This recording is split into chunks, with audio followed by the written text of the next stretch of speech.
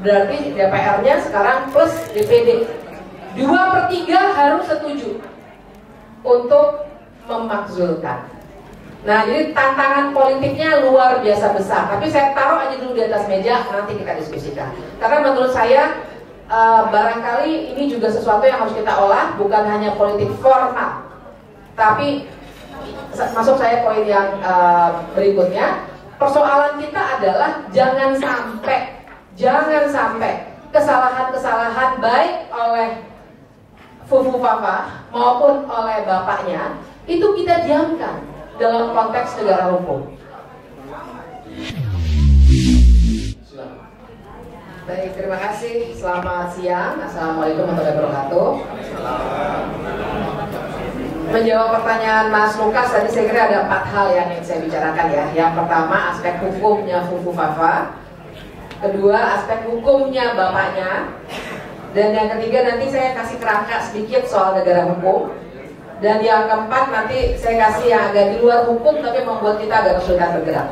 Nah, jadi pertama aspek hukum Fufu Fafa. Jadi kalau persoalannya tadi sudah diurai dengan sangat baik ya. Jadi saya nggak akan mengulang. Tadi sudah banyak sekali yang ditampilkan, semua bukti dan lain sebagainya. Dan saya setuju dengan Mas Dedi bahwa pasti Pak Prabowo bukan nggak tahu.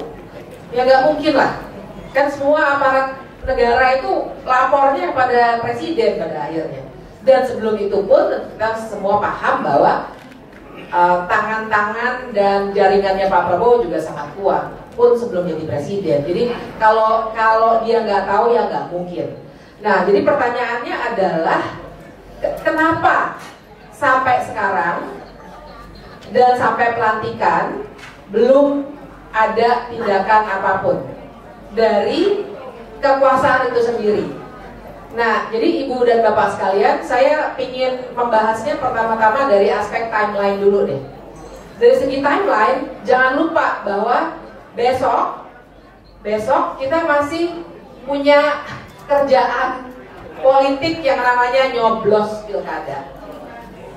Dan kita semua tahu pilkada ini juga luar biasa, nggak kaleng-kaleng. Ini semua, maksud saya pilkada serentak yang luar biasa banyak dan sangat kelihatan tuh antara yang didukung oleh kekuasaan, bahkan kalau saya hobinya sambil jogging tuh dengerin bocor alus ya. Jadi saya denger bocor alus yang Sabtu kemarin tuh ada acara di mana ada yang ke Solo lah gitu berkonsultasi, dan kemudian setelah itu sampai ada yang sudah beredar ya surat, bayangkan sudah nggak malu-malu bahkan untuk mengeluarkan surat resmi pakai kop, walaupun kopnya bukan gambar Garuda tapi nama, tapi kan artinya ada yang memang sedang betul-betul dipertaruhkan paling tidak sampai besok atau sampai semua kepala daerah selesai urusannya bahkan di Mahkamah Konstitusi. Jangan lupa nanti ada sengketa pilkada kan segala macam. Nah, jadi itu satu ya, timeline pertama. Timeline 1B-nya adalah kalau kita semua melihat, kita selalu ngitung 100 hari. 100 harinya Ibu dan Bapak sekalian dan kawan-kawan, kita harus hitung dengan memperhitungkan pilkada, tapi juga dengan memperhitungkan aspek-aspek lainnya untuk menjaga supaya ada kestabilan politik. Paling tidak di mata pemerintah yang sekarang. Kestabilan politik ini kelihatan sekali mau dijaga dengan rapi. Kita tahu sekarang ada kantor komunikasi presiden yang lebih rapi dengan segala macam ininya ya, jajarannya kita semua tahu. Banyak kawan-kawan kita juga di situ. Jadi ingin dijaga betul, dan teman-teman dan Ibu Bapak ingat bahwa ada laporan juga bahwa ada permintaan misalnya kepada Komnas HAM, paling tidak itulah yang diberitakan oleh Tempo, meminta supaya kasusnya Cak Munir itu jangan diapa-apain dulu paling tidak sampai 100 hari. Jadi mau dijaga betul kestabilan politik dalam tanda kutip.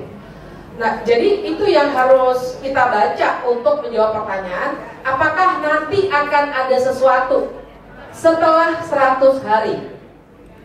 Itu satu ya, pertanyaan pertama. Pertanyaan keduanya adalah sesuatu itu apa? Nah, jadi yang dipaparkan oleh Mas Roy tadi, sebenarnya saya mau bilang kita jangan berharap sama pidana, Mas Lukas. Karena kalau pidana, kita mau pakai apa, pasal apa? Penghinaan presiden. Pembuktiannya luar biasa, Ibu Bapak ngomong-ngomong soal itu ya. Saya tuh baca putusannya Bawaslu, ketawa tuh yang apa tuh bikin video tuh katanya nggak bisa kena karena kalau dibuatnya videonya hari Minggu katanya gitu ya. Artinya presidennya lagi nggak jadi presiden. Saya bilang sama teman-teman saya, kalau gitu kita hina-hina aja yuk. Kasarnya gitu ya, kita hina-hina aja yuk, pasal penghinaan presiden nggak bisa kena ke kita kalau hari Minggu. Karena hari Minggu dia bukan presiden. Maksudnya itu logikanya ngaco ya. Tentunya saya nggak menyuruh orang menghina presiden, tapi logika itu kan ngaco gitu. Jadi itu ya, Ibu dan Bapak, saya agak melenceng dikit karena saya kesel ya putusan itu. Nah tapi begini, jadi pasal pidana menurut saya akan sangat susah untuk kita masukkan. Pasal penghinaan presiden nanti kita harus berdebat di persoalan teknisnya. Tapi ada satu sebenarnya yang membutuhkan proses politik, jadi dia hukum dan politik berkelindan, yaitu pasal pemakzulan. Pasal pemakzulan, Ibu dan Bapak, saya sebenarnya ada satu bahan lama yang tadi saya screenshot aja, nggak usah dibagi, nggak apa-apa. Saya bacakan aja ya pasalnya ya. Ada pasal 7B dalam konstitusi kita yang bilang bahwa, saya bacakan aja ya Ibu Bapak ya. Pasal 7B ini bilang bahwa 7A-nya dulu, presiden dan wakil presiden dapat diberhentikan. Presiden dan atau, bukan hanya presiden, tapi juga wakil presiden dapat diberhentikan oleh MPR atas usul DPR karena melakukan apa sajakah itu. Nah ini yang menarik, pasalnya bilang bahwa saya agak ini nih lihatnya nih, karena saya screenshot. Intinya adalah salah satu alasan untuk pemakzulan adalah perbuatan tercela. Perbuatan tercela. Jadi bukan hanya tindak pidana korupsi, kemudian kan ada pengkhianatan kepada negara, tapi juga perbuatan tercela, Ibu dan Bapak sekalian. Nah, perbuatan tercela ini kalau kita lihat modelnya di Amerika Serikat, ini yang namanya misdemeanor. Jadi yang kecil-kecil. Kenapa perbuatan tercela masuk? Logikanya adalah persis seperti hal-hal yang sekarang ini kita hadapi. Nggak perlu jadi koruptor, jangan sampai lah ya. Nggak perlu jadi pelaku kekerasan, tapi begitu dia sudah adabnya, tindak tanduknya, pikirannya sudah tidak lagi sesuai dengan syarat seorang presiden atau wakil presiden dan janji dan sumpah jabatannya, dia bisa kena pasal pemakzulan. Nah, jadi kalau saya sih menyarankan ke situ ketimbang pasal-pasal pidana.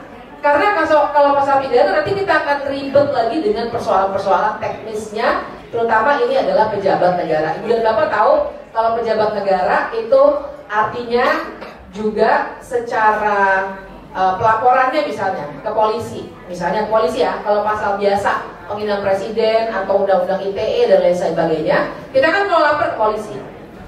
Biasanya kita pakai aja kasusnya Haris dan Fathia karena semua orang kayaknya tahu. Haris dan Fathia maupun Pak Luhut dua-duanya melapor ke polisi. Tapi mana yang diproses? Laporannya Pak Luhut lah. Jadi bisa diduga kalau kita melapor dengan undang-undang ITE atau undang-undang KUHP, kita nggak akan direken, Ibu dan Bapak sekalian. Perlu saya ingatkan bahkan nih ya, FUFA bisa naik, itu kan juga sebenarnya melanggar undang-undang tentang penyelenggara negara yang bersih dan bebas KKN. Sebenarnya. Nah, waktu itu ada kawan yang melapor. Ditindaklanjuti atau tidak oleh aparat negara? Tidak. Jadi lebih baik kita berfokus pada aspek politik dari kasus perbuatan tercela ini. Dan sedikit saya kasih referensi buat contoh ya. Di Amerika Serikat, misdemeanor itu ya, itu luas banget memang. Bill Gates, nah Ibu dan Bapak tahu Bill Gates, ingat ya Bill Gates ya. Kasusnya kan sebenarnya ini ya, kekerasan seksual, tindakan cabul ya kan. Monica Lewinsky, pasti masih ingat. Kok Bill Gates sih? Bill Clinton maksudnya sama-sama Bill soalnya. Sorry. Maksud saya tentu saja Bill Clinton. Ada ya.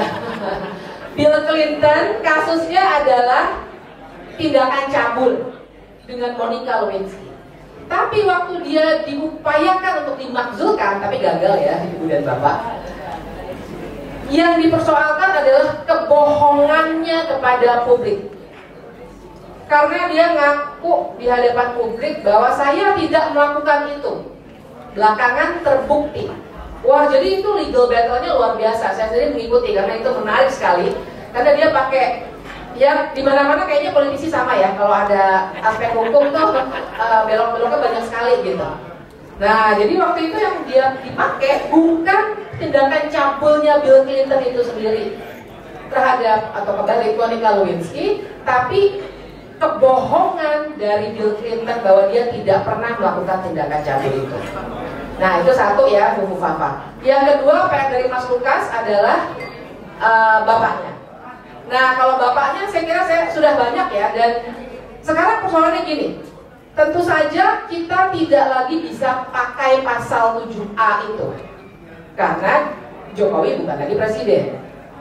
Nah, tapi saya harus bilang, kalau dia sudah tidak lagi jadi presiden, maka sesungguhnya hukum pidana maupun perdata bisa berlaku terhadap seseorang siapapun dia. Ibu dan Bapak jangan pernah lupa bahwa Soeharto sebenarnya perdata dia satu kalah, Yayasan Super Semar satu kalah. Pidananya sebenarnya jalan, tapi di stop waktu itu oleh Jaksa Agung. Nah, jadi ada kunci di situ Jaksa Agung. Tapi jangan lupa bagaimana kita bisa membongkar kelindahan ini, karena Jaksa Agung adalah anggota kabinet, dipilihnya oleh presiden yang baru tentu saja.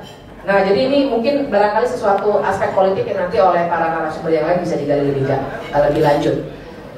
Nah, sorry saya kelupaan. Untuk Fufu Fafa tadi tantangannya adalah prosedur. Karena tadi 7A ya alasannya perlu terjelas.